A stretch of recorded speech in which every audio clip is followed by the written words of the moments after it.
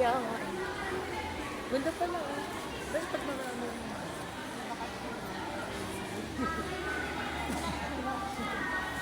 Ganda ng tayo. Kami yung paano na siya.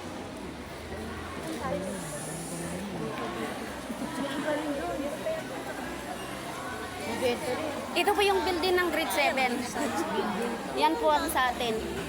Mga, ano po yun? Oo. Doon sa likod. Ito yung unsali sa atin. Mga grade 7. Itong building na to. Grade 7. Pwede na. Kami yung kanya-kanya mo.